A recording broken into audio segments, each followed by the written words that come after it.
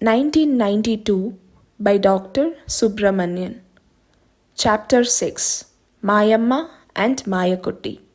Although my conscience whispered a big no, my unquenched thirst to know the unknown forced me to read whatever was there in that silk fabric. I started reading. It was written, among the forest, Agasthyakoodam is the one with full of rare and unique medicinal herbs.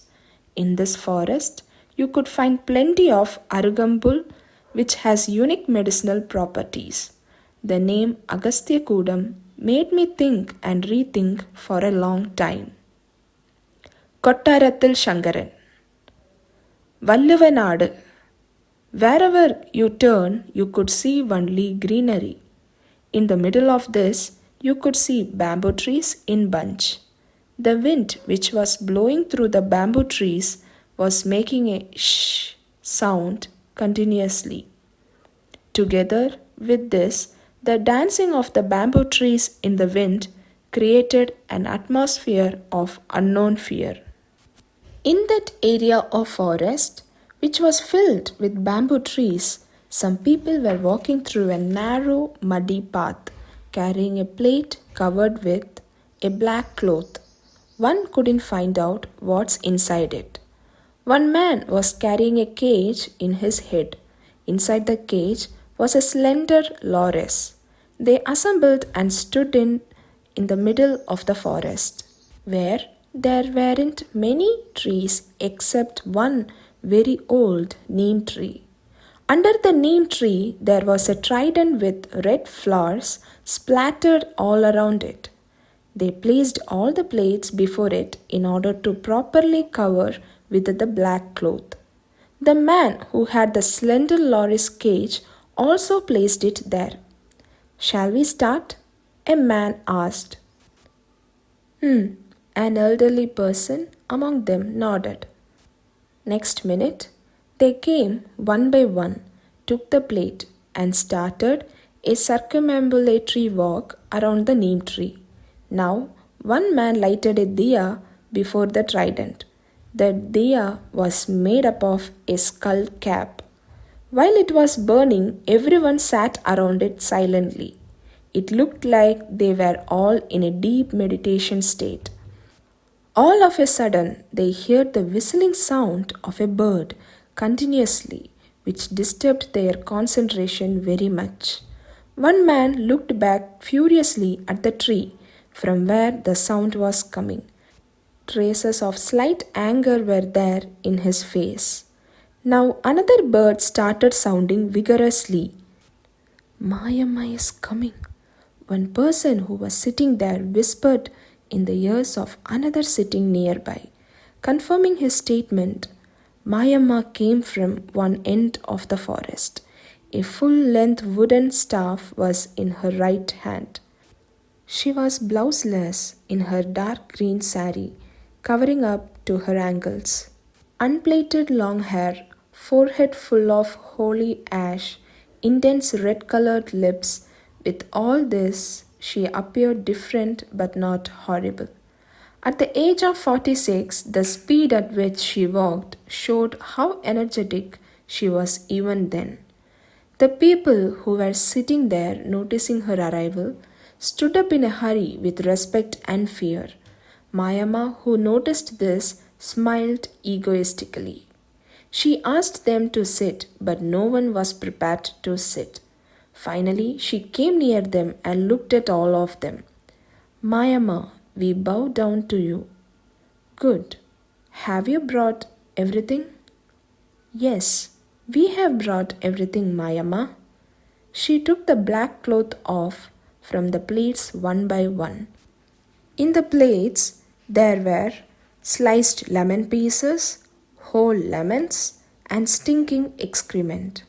Seeing that, some people turned away their faces. Mayamma laughed at them and said, No one will like this, I know, but this is my main weapon with which I control people who cannot be controlled otherwise. While saying this, she pulled out the slender loris outside. It got scared and recoiled in her arms. I need its intestine. Take it out for me. She gave the loris to a man standing nearby. He picked it up and cut its stomach with a penknife without any emotions or feelings. The poor loris screamed as much as it could, but in vain. He put his hands inside the loris' stomach, pulled out its intestine with blood oozing out. He looked at Mayamma as if he wanted to ask, "What next?" She snatched the blood-shedding intestine from his hand and put it around her neck as a garland.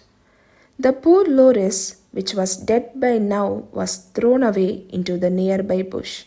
Mayamma's body started shivering and she went into a trance. She acted like she was possessed by some spirit. The crowd stood there silently as mere witness for everything. In the middle of this, Mayamma took the lemon pieces from the plate and started throwing it in different directions. Then she took a watermelon from one plate and started eating it as fast as she could. She started running around the neem tree. Everything happening there was beyond the limits and imagination of quite an ordinary person.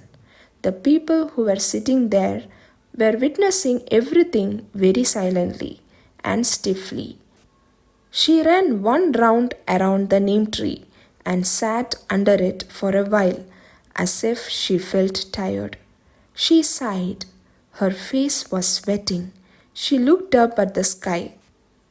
Amid the bamboo trees, rays of sunlight were coming sharp like hanging ropes and touched the earth. A sparrow chirped and flew away from there. Suddenly, Mayamma stretched her hands and joined it like a chain.